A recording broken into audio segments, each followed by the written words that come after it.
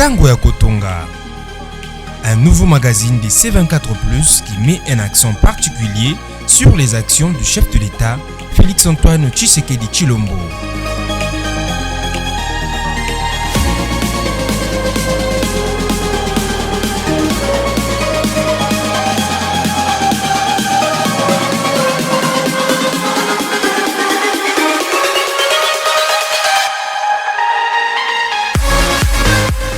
Prenez donc rendez-vous sur C24+, la télé numérique.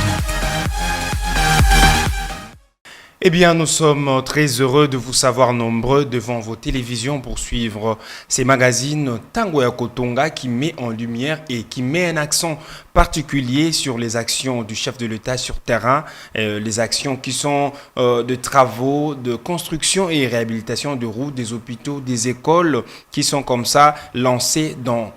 tout le coin de la République démocratique du Congo. Et pour ces numéros, nous allons parler de travaux de réhabilitation de la route Sekomaf, une route qui est restée dans un état de délabrement près de 2 décennies. Et aujourd'hui, dans le cadre du projet Tshilé-Gelou, initié par le chef de l'État, cette route est finalement en train d'être réhabilitée. Et déjà, le citoyen des Kinois de ces coins de la capitale sont maintenant libres de vaquer à leurs occupations, notamment en utilisant des véhicules, même de motos. Ils sont capables d'aller en ville aujourd'hui parce que cette route est en pleine réhabilitation. Et aujourd'hui, je reçois pour vous Monsieur Laurent Mayele, qui est le coordonnateur national des communicateurs de parti Union pour la démocratie et les progrès sociaux UDPS. Avec lui, nous allons faire un commentaire sur tout ce qui est en train d'être fait sur place, notamment en parlant de ces travaux de réhabilitation de la route Sekomaf. Monsieur Laurent, soyez le bienvenu. Merci beaucoup, messieurs les journalistes. Alors, nous sommes heureux de vous avoir sur ces plateaux pour parler des actions du président de la République, Félix-Antoine Tshisekedi. Et pour ces numéros, nous allons parler justement de travaux de réhabilitation de la route Sekomaf. Nous allons ensemble suivre ces reportages que nous avons réalisés avec Hilaire Nyoka, parce que nous avons été sur place pour voir l'avancement de ces travaux et nous avons pu interroger quelques citoyens de ces coins de la capitale et nous allons suivre cette image et nous allons revenir après pour pouvoir mettre un commentaire dessus. Merci. Lancés depuis le 29 janvier dernier, ces travaux se poursuivent avec la construction des ouvrages d'assainissement le long de cette route des dessertes agricoles reliant la ville de Kinshasa par le quartier 1 dans la commune de Ndjili à la province du Congo central à partir de Kasangulu en passant par l'Ansele. Constatant l'évolution de ces travaux, les habitants de ce coin de la capitale congolaise ont loué la volonté du chef de l'État à vouloir désenclaver leur contrée. Bananga liboso ezaki na pesi nzambe merci pe na pesi mokonzi mboka na biso Fachi Beto merci mingi vraiment ndenge akanisi biso na nzela o parce que banebele uti koleka to nyoko amaki po na nzela o nzela ezaki même mutu ke koya shoboete ezaki mabulu sombule beti donc fo mona poto mo ezaki awa tabiloko to uta nango na ba manenga kuna moye mutu ke koma kuna ezate parce que nzela ezaki mabe mais cette fois-ci na moni mokonza mboka atie biso pena na makanisi andimi ko sala nzela o atuke sepiso makasi nzamba pambola ye akobaka na makanisi malamu wana et puis no senga omoni nde basali nzelo et même développement côté na biso tozaki na zamba ba mama be mingi bande osama na bazambo ba oboma batu na bazamba oyo même mbwana ezala sous-tétant nde batu batondi batu batondi batu bomi kotonga banda kudo koto mapango ju valeur à toi to sepeli to nyoka makasi na motali nzela kokana ute biso to koma ba ajo mais cette fois-ci to monde nzela makada mais salama en tout cas na merci na chef de l'état to ndimete na oyo salama pa na biso donc population to roda l'ingrata vers to sepeli de nzela et tikali courant to sepeli so pa biso courant pour to monde arracher des autres ba sali biso na ngama monga fula ya pona mai to sepeli pe koto esunga biso talaka population to koto malgré biso koto kulunde za nango te o crime salama te to ba difficulté mulili ndo wa to mna nzela de abo to CP déjà et l'autre aussi na ba continue biso madame merci vraiment na o basali de na nzela na biso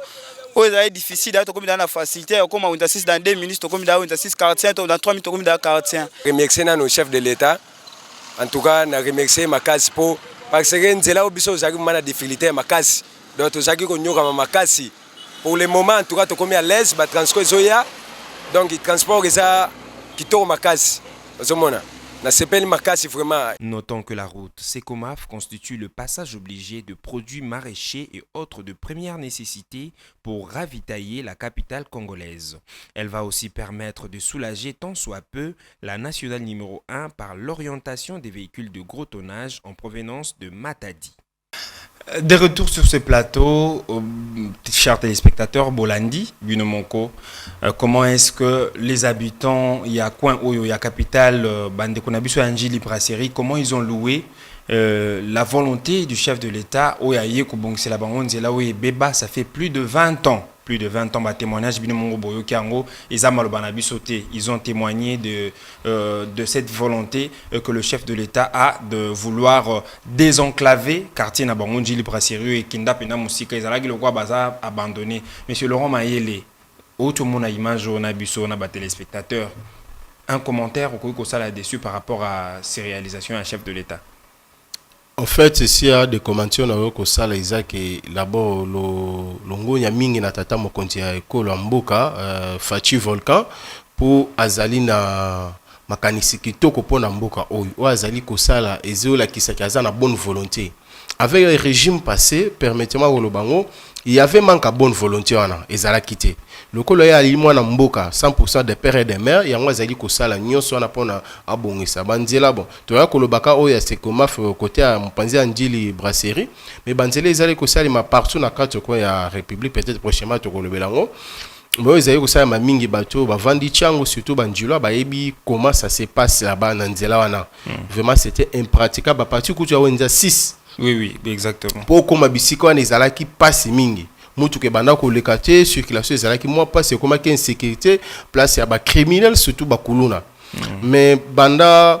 tata mokonzi ya mboka ya biso Fachi Volcan zui bokonzi ayena makanisi wana na les programmes ya Chile Gelu ke lingi olobani ni ezali donc quoi et yango wana bazali ko tonga nzela wana wana Chile Gelu ndi Chile Gelu ouais et yango wana ezali ko sala mabongo do population la bazana raison parce que imagine toi moto le babanda botama tikolo mwana makadam ko na ko wana te même ngai me ndeko Laurent na kataote ngai pe natanga côté wana na Anjili Brasserie na collège 5 Izito à Noirite natangi wana na kita depuis 2009 tant na zongi sur place Nathalie Nabi, pendant tout ce temps à peine. Donc, joie wana bato bazo exprimer ça quand même comme on a volontaire pour changer mon candidat. Parce que yango wana ta tolo ba kebila na biso ezali largement positif ba mwana neti tozali ka ko sala ba je non ba action ezali ko sala ma Fachi donc azaka mulobi ya pamba te donc il fait il dit et il fait. Oyo azali ko la peuple azali ko sala ngo c'est-à-dire tata mokonzi mboka na biso azali na makanisi malamu pona mboka oyo. Alingi pena changement esalema yango wana moni ba action ezali ko sala partout na kilika olobi ko tiana poto na changme na quatre coins d'abord capitale ezali à l'intérieur de l'obate tozana bandeko baza ko tina biso babilili bazali ko pesa ba témoignage oyo action chef de l'État ezali ko salema na kati ya mboka na biso. Mais eza karano lobby dans tous les coins ya mboka na biso ba travaux ezo salama ba chantier eza partout. Mais sikoyo souci mususu bato bande ko ba exprimer oyo ki ngo peut-être te na kati ya vidéo wana bazo lobela qualité ya musala ezo salama. Parce que soko tali na nzela wana Anjili Brasserie na ngambo ba o sala ngona deux sociétés, deux entreprises indiennes na une entreprise chinoise. Déjà côté asphalto moni banzele comme déjà ko bukana baté goudron à peine mezo bukana est-ce que côté wana ko luka ko tala pena bato ba osala musala ko tali sur du corona bango pour que musala ezala o eloko ba sali ko durata plus de 20 ans pour à peine musala sinon te manzele comme ko se dégradé wana ezali ba remarque je nazali ko banzaki ba kambia mboka ba Holanda biso lokola nani ministre national ITPR à Roland émission bah cause à disposition faut pas que tu sur terrain peut-être que tu as les alliés moi mitatakano ya ba o bazali ko tonga nzela wana surtout na bando wana biso ba china parce que biloko china mingi baloba umela te mais apena o pe umelaka stade martyr ba on est bato batonga ti les ezali do ezapena ba biloko bonne qualité ba china basala remarque la population bazali eza droit na bango parce que ba kambi bazali au service à peuple les pouvoirs pour les peuples. Yango ni zaiko salma. Donc bakambi ya biso mboka ba Holanda émission, j'espère ba kita sur terrain pour ba mekempe kota li sa ba ingénieur bazali ko sala nzela, ba bongisa et celle na bango ya musala. Alors en tant que moi na mboka, en tant que Congolais, Oko proposer nini na ba kondiamboko ba otala makambo etali ba travaux publics wana pour na ko veiller un peu kozana na moins lisu sur bande ko na biso bazo utaka ba mboka libanda pour na sala misala afin que ba sala misala eza ya qualité. On a ko kolobezali ke faut ko cha mingi bato bazali kolandela ma misala wana mingi et puis bazala pe bato moko ya bazali kondima corruption te. Parce que moi les atama kopa pamba batio quelque part chi de côté comme cop ça cassima par exemple il faut cha 3 ça nini comment on appelle pouce ya zéro ça cassima moko moi va comme cha 5 pouces ya zéro ça cassima moko wana badia ba si mélange donc so basali batongi bongo et ko umela penate nzele kozala kitoko te donc bakondi bakamia mboka o bazali kotala makamba banzela wana ba construction. Bon, Olanda biso, je suis sûr parce que C24 la télévision numérique ezali chaîne moko oyo ezali ko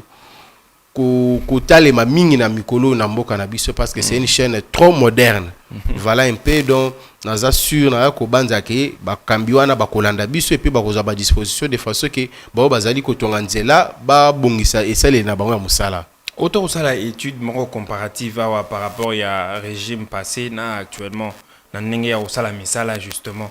olobi que bango ya liboso basala kité eloko ni ezangaki wana pour que ba s'occuper na bato zaka bato njili brasserie parce que za banzele belezo salama na atana kini awa tozana na kini so qui côté ya ba pompage wana nzela ya Don Bosco réhabilité OK na camp terre jaune nzela wana nyoso réhabilité qu'est-ce qui manquait pour que makambo ezala nezo sala ba régime surtout régime au le au asila soni ba koleka na TV na ba radio ba koloba mingi yo fachi azo sala eloko te i depese bona boy ezali ne kindoki parce que so bazala pena bato mokilo nzamba kela balinga ba yo kaso ba ko ata koleka na ba itana miketi po bandolo ba bebetizo wana ezalaki d'abord manka bonne volonté problème mboko ezalaki a bonne volonté eza kotanga mingi te kozala maele mte zalaka na bonne volonté bako ko cha isika mo boy ata ozana ba vous êtes licencié, docteur, tout ça. Mais ce que vous allez dans la bonne volonté, on a aussi le côté. Au moins, on a que mais si vous avez la bonne volonté, on comprend, non? Je suis entouré de bateau, baza ba collaborateur, baza ba umbuté, il faut que traiter bango bona boy, tu vas être la paix à l'aise. Mais ce que vous allez que ça la encore, le bien on a docteur en tel, on a licencié, bango baza ba D6, monsieur on a coûté baza ceux qui D4 Sony. Obandoma na bango biloko pamba et pourtant vous avez ko inaugurer bango bazali ko nyongela na motema mosale ko zala kitoko te régime passé mon ya aliki parce que Fatia ya c'est miracle te quand ninge zala ka mboko yango ka mboko Fatia zali ko transformer en ngenga lobaka akosala mboko Allemagne d'Afrique yango na zali ko sala alaki azali pe ko sala ngo et la kisike bila ya mokonza mboko ezali largement positif. Alors ndeko Laurent Mayele na tango ya kotonga magazine oyo tolobelaka pe nini il faut esalama parce que ezala makambo ezo salama ezala makambo pe susu esengi basala qu'est-ce qui est fait et qu'est-ce qui n'est pas encore fait na pona yango to pesa ki pe micro na biso kaka na bande ko Angile Brasserie oyo batalisa ki pe ba bosenga na bango batalisi ba besoin na bango balingi chef de l'état asali la bango pour que bazala na kimia po etenzela déjà ebongi mais bazana ba problème monsieur ya mike tokolanda deuxième image deuxième vidéo eza toujours propos qui yo to réalisé sur place na ndeko Hilaire Nyoka et puis tozonga lisusu na ndeko na biso Laurent Mayele pour to continuer magazine na biso tolanda. Sepeli mwa mukie na ndenge bazobongisila biso nzela mais problème na biso na Njili Brasserie ezali courant na mai yango ne mutezo sala biso pasi po na Njili Brasserie mais po na makambo kutu ya prince na moni siko mwa mukie bien na transport eza mwa pasi biso na Njili Brasserie bilanta ba to botama na biso na nzela na to zikurata a Njili Brasserie na to zikurate mais cette fois-ci to zuda makadam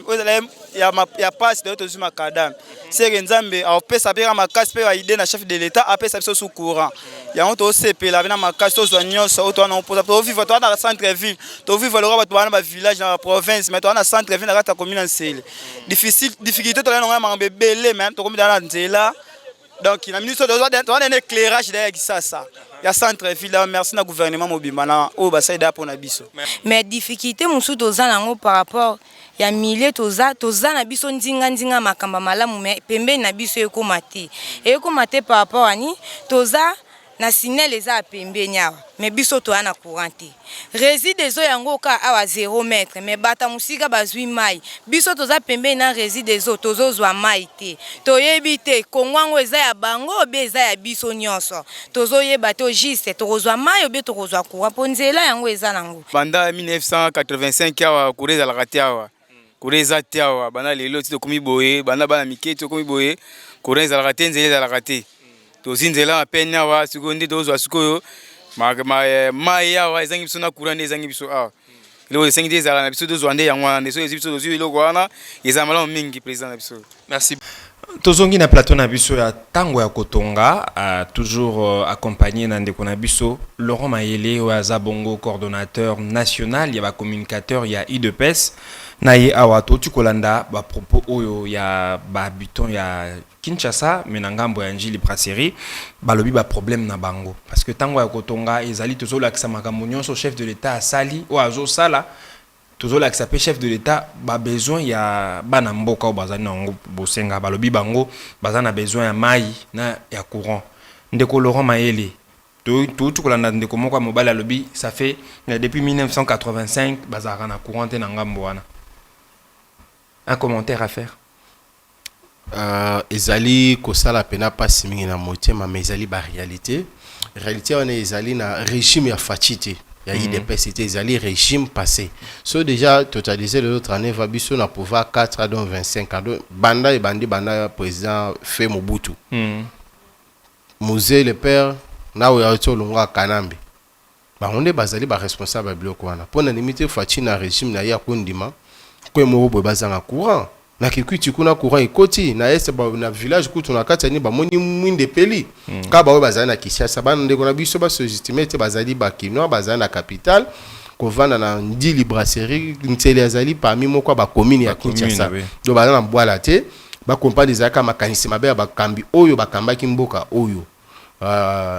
ba droit na bango ezali légitime na banzi ba kambi mboka ba ministre ya énergie DG ba Tasnel régie des eaux ba Hollanda émission oyo ba kozwa disposition pona ba ndeko na biso ba ko vanda na nini ya quartier Njili Brasserie na commune Ntele ba se retrouver pe ba mwana pe mwinde pela ba na pe otoka mai ya régie des eaux ba lembi ko beta ba tu ko kena na ba zamba ko toka ka mai ba distance milai kuna bon makama bongo pe heureusement la landi balobi kolone les alaté mais ndenge na yebeli réalité ya nini ceux qui couraient ezate ba dongolomi sube ba to makanisi mabe ba profitaka ba banda ko kale ba sala balwa na bango moko insécurité ekota mais so courant ezali ba ko banga un moko aso na sali boye ba ko mona elongi na ngai ekozala mabe donc ba revendication na bango ezali légal. Mais na de kambo etali ndeti mai wana bande kuna biso pa angali ma bazala na ba problème wana heureusement pour eux le chef de l'état utayi ko inauguré récemment à Waizine la distribution à mai j'espère que vous se rappelez na zalaka j'étais là na couvrir toute manifestation ngo zalaki na mbinzo ozone si je me trompe ozone ouais et zali ko continuer izine wana isilité parce que kozwa presque capitale Mobimba o basalaki zalaki pona 9 communes si je me trompe parce que na bapesa ngati na catalogue ya nino et ko sa mapona Kinshasa Mobimba ba ipende kuna mai itika lozalate nga banda ebi Kinshasa bato ipende ba souffra kama batoka ba ina ba ma campagne kuna mai limbe zalaki ba ina des okati pongi maliko vana li campo chaka munogome limba il faut donc au ça la veille de prière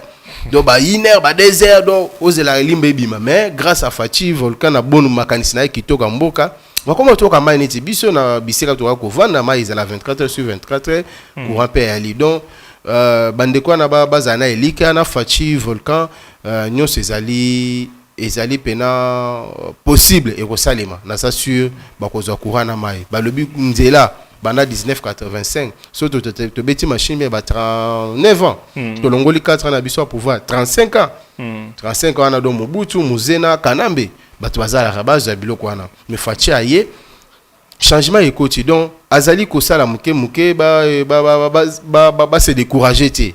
oya mutu ezali na bokozana nzela parce qu'à partir ya nzela yo molobi totali yango transco comme olunga kuna tina zana ezali lokola bandeko na biso ya Kisenso na nini na de la paix banda ezala nini ezala kati mais lelo so eroke na zando yoka de la paix Comme belle ya transport ezo kende kuna se tango fachi aye de a changer makanisi wana donc batiaka elika bazala sima mokonzi ta mboka mokonzi ya mboka po azali na makanisi kitoko pona peuple congolais. Ce qu'on a eu toloba ezaika manque à bonne volonté à vouloir koluka ko changer makambo to ezelo mususu. Avec le régime passé de ezalaki nko o pena muto asala nko abi na sala ba nko ba changa nini papa même eza de père et de mère yo botama makila mususu za batino na famille ya ba masana yo o bando ko kamba bango des pères et des mères est-ce que rapport eza des pères et des mères mais yango na ba action ezali ko sala mais eza cela dit à quoi c'est dans les sang non donc yo ko ndima te nyoko na ba famille na o moko okondima ngote mais chez autour ko sala banko je m'en fous c'est pas ma mère biologique c'est pas mon daron biologique et baza bande ko na tata moko makila moko te mais so ebiko pena bande ko na moko papa botanga maman botanga quelque soit nini okoto sa bango okosala monso po baza à l'aise yango na différence ezali na fachi. Mais monsieur Laurent, il faut tout reconnaître que ba coin belé pe à Kinshasa ba ozela pe que mon kondia mboka akanisa bango notamment makambo etali mai makambo etali courant na ba commune belé na ebiso makamba mai na ebiso yo za kinois ndeko ba kinois pena ma campagne lika otobenga likampa bato bakola babotama kuna ba ebike bazana difficulté mai donc babando sala veillé on a des prières veillé on a des motifs Isaïe qui a kino iner deux bateaux kamai na yipen kolobate mais lolo limbe comme na ba robinet 24 sur 24 module en ezala ki po et ça la pona 24 comme surtout ba commune sa Kinshasa o ezali kozanga mai nazala na inauguration chef de l'état sala ki na minzo zone eza pena mama na bord do bazala kaka bazala poser ezali koya ko ezali premier mandat na biso comme aussi là deuxième mandat nous assure population to ko voter Fachi massivement à continuer mandat na union so batuno so ba ko se retrouver ba kozala le muto santé surtout vani la capitale bakon na za vraiment na kati ya capitale RDC pourquoi pas bandeko baza pe na ba intérieur banzeli ezali ko salema ba ekolo ezali ko tongama ba biloko ebele au chef de l'état ezali ko sai problème ezaka bonne volonté ndeko na ngai na mboko soko za na bonne volonté no se ko passer exactement ndeko Laurent na prochain numéro na biso to kende na Kinkole wapi mokonzi mboka réaliser qui promesse na ko tongela ba pêcheur port alors s'il faut mettre un commentaire bien que ekoya okolobelango bien na prochain numéro par rapport à cette réalisation et à promesse à mokonzi mboka. Bon, moi aussi, ça fait un peu longtemps, on habite à tout na Kinkole, mais je ferai un effort. Avant de Koutana, on a tapé sur le terrain. Problème avec Fachi Ezake, Azali Kouloubape, Azali Sala Oya Lobby. Donc, il dit et il fait. C'est ça la différence. Lui, soit la qui est au Salé Magab. Même si moi, Mitataran Ezali, par rapport à Bande Komosuso, Bazali Kosala Sambla, Kozala. Na mokonzi mboka mais bazali de fois ko ça la vision ya mokonzi mboka pour vision mokonzi mboka c'est d'abord les peuples d'abord mais bato mususu bo to za ba humain il n'y a pas de parfait sur terre bato beli bazolo ba que les peuples d'abord en ezo mona na te non et mona na te ndeni papa et mona na te yo su kabilo muto koleka na plateau to la banini mususu muto aleka bando finga tous exemple ya nani o mumeli banque nani honorable de la honte Daniel Saf ba bitizo alo bwana zongi na ndako na lali lobi pe aleki. Tu sais combien ils ont fait un tata mokonzi mboka azo ko attaquer ba kambayi de pesa azo finga na ba combattant mais à l'aise sous régime passé l'inga salama c'est ça le peuple d'abord non le peuple azali ko s'exprimer azapé sécuriser mais nani no komona bongo quand notre salle émission bo silisi o kitika bo ikale va tindi ba destination inconnue soit au kufi soit au kozana boulot ko famille na otiko le monde na oté mais avec Fachi za bongo te c'est ça le peuple d'abord ba tu balingi nini. Monsieur Laurent, un mot de la fin. Un mot de la fin, Nazali Kosenga na population, peuple congolais en général, tous à la rare sima ya tata mokonzi mboka na biso pour azali na makanisi kitoko. Et puis kalate makani ni mapona meko salama na décembre, biso no stade okende mkolongo pona ko voter, to voter massivement Fachi Volcan pour azali na bonne volonté à ko changer mboka oyo. To pesa deuxième chance, nyoso akoka ko sadisa, ko sisa oye azali ko sala pour ba chantier azali belé. Les allées belé vraiment il faut topper ça sous deuxième chance yangwana. Alors tokomina suka ya magazine na biso tango ya kotonga ou eza bongo pona ko lobela ba action nyonso misala nyonso izo salama na mboka mobimba na cadre ya ba projet ya mokonzi mboka na biso Félix Antoine Tshisekedi Chilombo ezali bongo notamment projet lokola Chilejelu projet lokola oyo ya développement ya 145 territoires au pays misala izo salama partout na mboka biso atokolobela bino yango tokoya pe kopesa bino maloba po ete bolobela ba besoin na bino ba problème na bino oyo ekosenga ete mokonzi ya mboka aya a réaliser yango. Alors merci opesi bongo merci na ndeko na biso Laurent Mayele oyo ndimaki koya ko partager na biso makanisi na ye par rapport au mokonzi ya mboka zo sala sur terrain et biso opesi bino pe merci pour la attention na bino, merci surtout na équipe technique na biso mobimba et topesi bino rendez-vous prochainement tokolobela bino na o etali port ya ba pêcheur ya Kinkole. Merci et à la prochaine.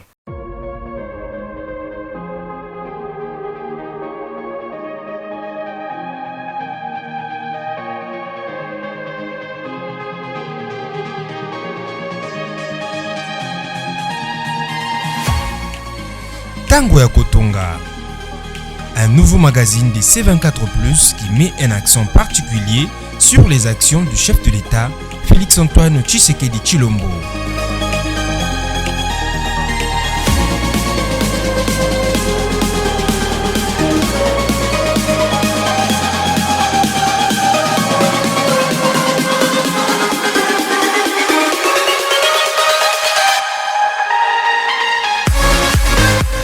Prenez donc rendez-vous sur C24+, la télé numérique.